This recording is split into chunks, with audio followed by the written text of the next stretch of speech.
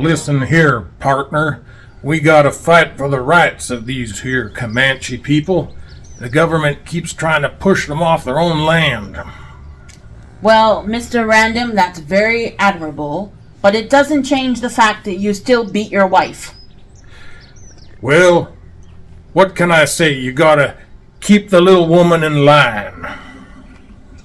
This doesn't make any sense. You fight for the rights of the subjugated people, and yet you still abuse your wife. Well, what can I say, Pilgrim? I'm a complicated man. Simple's more like it. What'd you say there, Pilgrim? I didn't say anything. I think you could use a good spanking. No!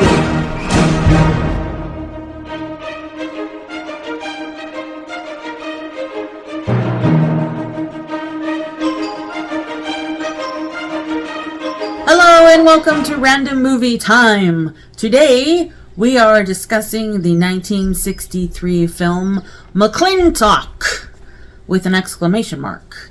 This film is directed by Andrew V. McLaglen and it stars John Wayne, Maureen O'Hara, Patrick Wayne, Stefanie Powers, Yvonne Carlo.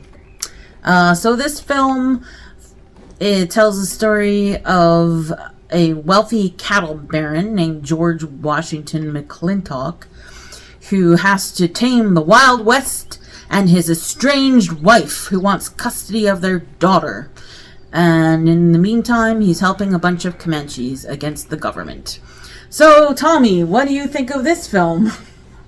I didn't like it very much. It wasn't a really good Western, especially, considering it's from the 60s. Like, there were so many classic Westerns that came out then. We just saw two of them not long ago. We saw The Magnificent Seven, and we saw For a Few Dollars More. And those were both really good, I mean, they had a lot of classic Westerns from that period. I guess that was sort of the last decade when Westerns were really big, like a real thing that they could pump out year after year. Nowadays, ever since then, you could pump out, maybe one or two Westerns a year. But otherwise, if you make too many, people just aren't as interested. But in the 60s, you could still make, lots of Westerns every year. And I don't know, this one apparently was a big success. I didn't think, it was supposed to be a comedy, but I didn't think it was very funny. I thought the jokes were really stupid. I didn't get half of them anyway. It was really cheesy. You can tell John Wayne, he's a good actor, he's a good comedic actor, he's got like a nice delivery and everything. And some of the other actors in this movie were very good too, but I mean, it was a boring story. I didn't care about this rich cattle baron. Usually Westerns are more about underdogs. And, it was like you're supposed to root for this, like, extremely wealthy guy who basically owned the whole town. And I don't know. It didn't do anything for me. It was one of those movies where I was kind of falling asleep. What did you think, Shannon? Yeah, there was some glimmers of interesting bits in there, but for the most part, I found it really confusing. It was a lot of it was kind of dated jokes, like, and references I didn't understand. I can't think of one right now, but there were a couple times where I think they were supposed to be jokes, but it totally went over my head. I totally didn't understand what they were referencing. And I mean, I respect John Wayne for making this film, because in some ways, because he was inspired to do it because he was not happy with the way he saw Indigenous people being treated. He wanted to take a political stance on the way he saw Native Americans being treated, and so that's partly why he made this film.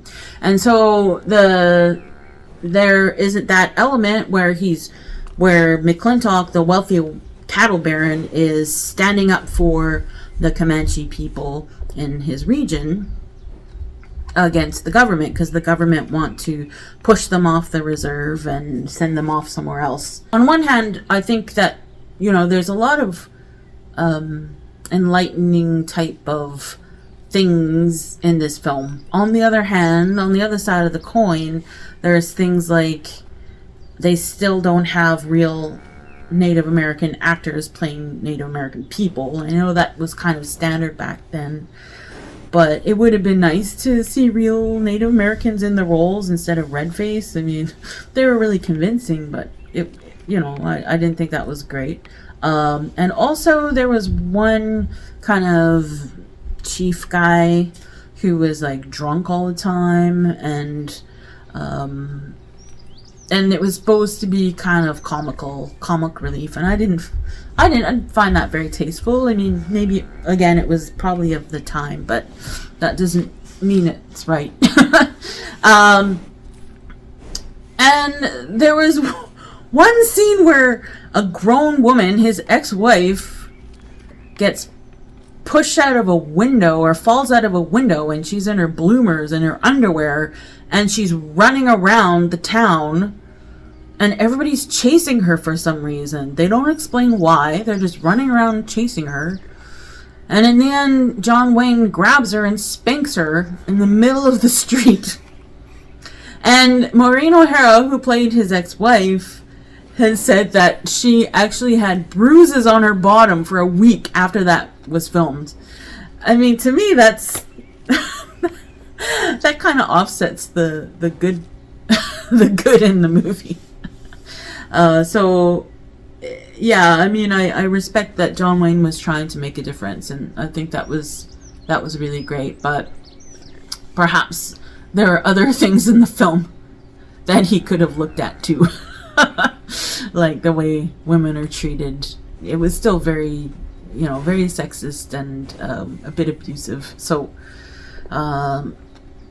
spanking grown women. And his daughter too. He spanks his daughter with a frying pan or something, or a shovel. I don't remember. It's crazy. And it was confusing because there was a lot going on. It didn't have like a straight plot or anything like that. It was just 1 minute John Wayne's over here, John Wayne's character's over here, talking about the Comanches and trying to help them keep their land and blah blah blah. And on the other hand, here's this wealthy cattle baron telling these homesteaders that they can't farm there because it's his land, even though the government gave the land to these homesteaders. And so, they're trying to build up this wealthy baron as a really good guy, but he does things like this, where he's like, no, you can't have that land. It's my land, And these homesteaders travel how far to set up home shop, and they can't do that because they can't farm. And he's like, there's no point in farming here anyway, blah, blah, blah, and all this, and, stuff like this. And then, on the other hand, it's his ex-wife comes back to town.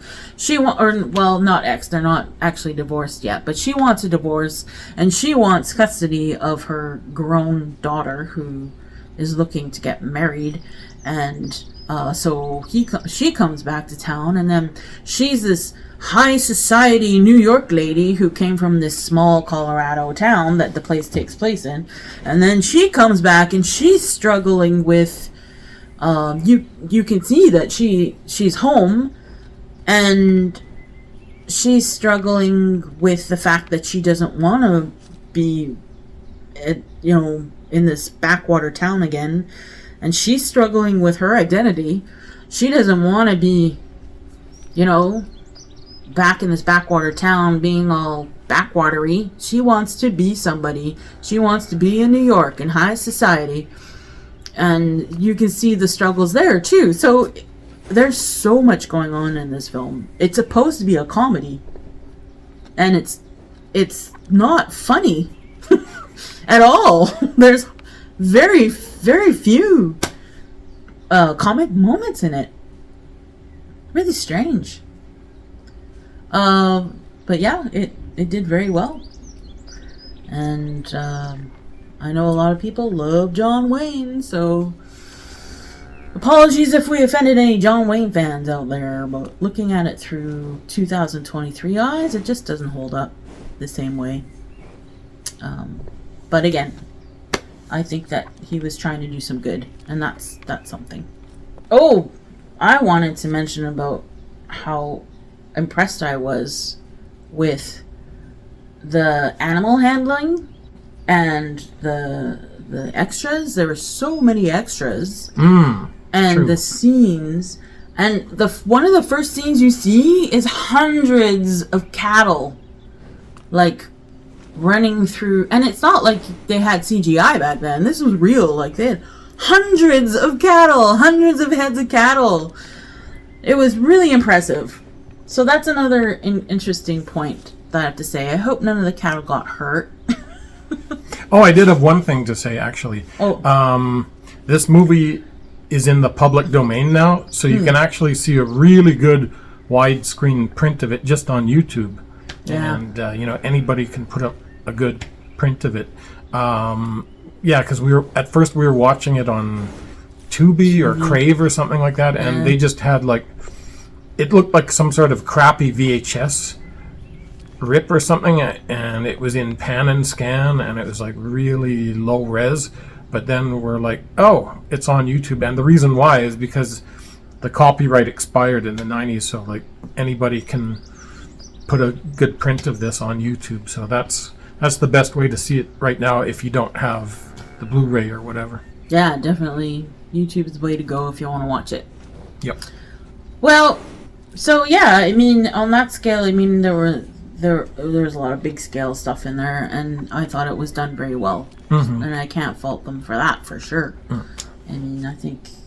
No, it must have been very complicated with all those animals and all those extras, yeah.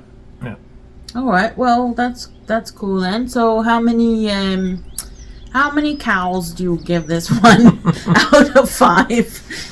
I'll give it 1.5, just, Poor cow. poor cows. Some good performances and, some impressive things with the cinematography and corralling all the extras and animals around. What about you, Shannon? How many cows out of 5? Well, I'll give it 2.5 cows because, I thought it was filmed very well, and the extras and, again, the scenes were really complicated, and they did a really good job. And I do like the fact that John Wayne was trying to make a difference and trying to do something about the plight of these people, but it falls down in so many other ways. So, and it was cool to see Stefanie Powers like that young. I mean, I knew her from Heart to Heart, right? Mm-hmm. And she looks like Sarah Silverman in this movie. Yeah, she looks completely different. I think she looked a lot better when she was, in her 30s or 40s. Yeah. Oh, and Yvonne Carlo. I always knew her a Catwoman, and it was cool to see her too. So anyway, 2.5 cows from me. Well, I guess we better get out of here before McClintock runs after us and tries to spank us. So we'll see you next time on Random Movie Time.